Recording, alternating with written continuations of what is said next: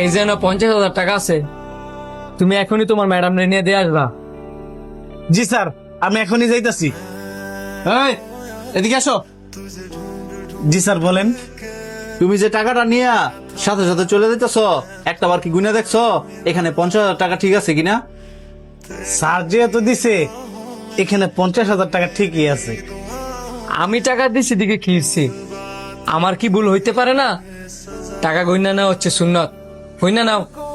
भूल जाऊं कैसे माने ना मनाऊं कैसे तू बता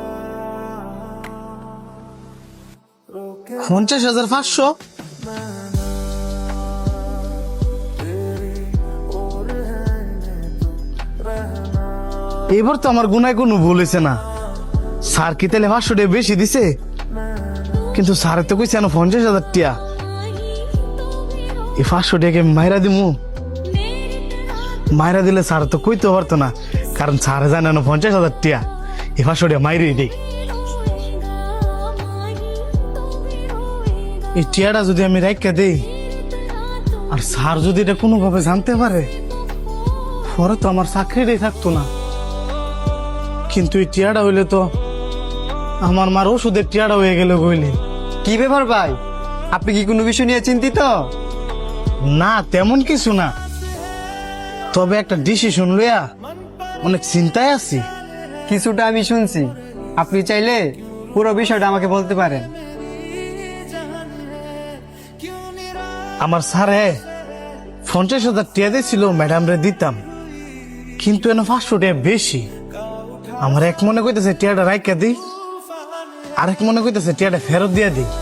আপনি টাকাটা ফেরত দিয়ে দেন। ফেরত দিয়ে দিতাম, কিন্তু ভাই এনে যে 500 টাকা বেশি এটা তো কেউ জানে না।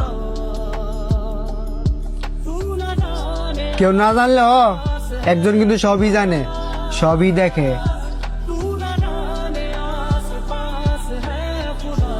এটা তো ভাইবা দেখি নাই। আপনার অনেক ধন্যবাদ স্যার। কি ব্যাপার, তুমি টাকা দিতে যাও নাই? স্যার আপনি ভুলে 500 টাকা বেশি দিয়ে দিচ্ছেন, এই কারণে আমি অর্ধেক রাস্তা গিয়েও আবার ফেরত আসছি।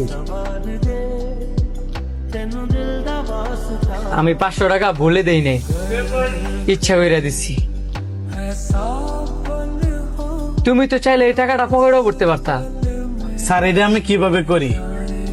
আপনি ধরে না জানি আমার টাকাটা দিলেন, হ্যাঁ আমি যদি টাকাটা রেখে দেই আপনি কিছু জানলেন না।